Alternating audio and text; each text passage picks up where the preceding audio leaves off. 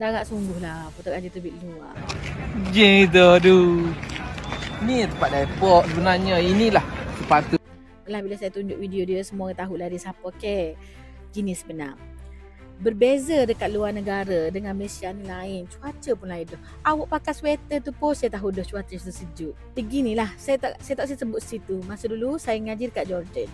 Masa saya ngaji kat Jordan tu, memang orang Arab ni dia suka duduk atas padai-padai lagu tu. Sebab cuaca dia berbeza dengan cuaca kita, adik weh.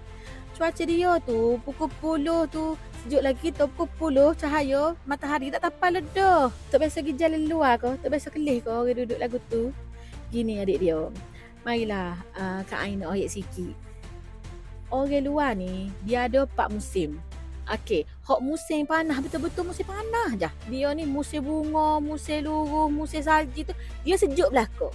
Jadi, awak tengok dia duduk jemur saat ni tu musim bunga. Bila musim bunga, saya yakin banyak sangat rupuk. Kalau musim luruh, rupuk tadi tu tak ada. Lepas tu kalau dia kata pasal isu lepok lah dia. Lepok banyak lah. Kat Dataran Marah tu boleh lepok. Pas air ada lalu hari tu, dekat tepi pada bola sintetik tu deh.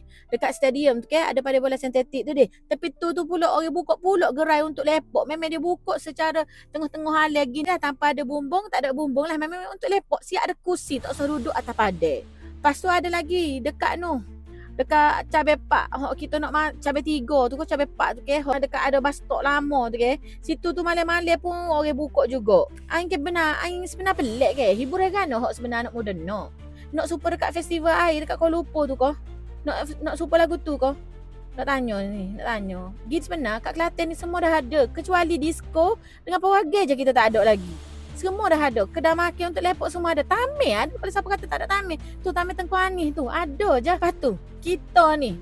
Dia lah ada patah. Banyak belana. Tapi patah tu semua ada. Walaupun bukit hak kerajaan negeri. Walaupun hak private. Hak orang tempat teh. Apanya kalau kita tak lagi siapa. Ada je banyak sebenar. Cumanya bila dia mari darat. Serupa hak buat video saat ni lah. Dia darat. Jadi kita lah dia darat.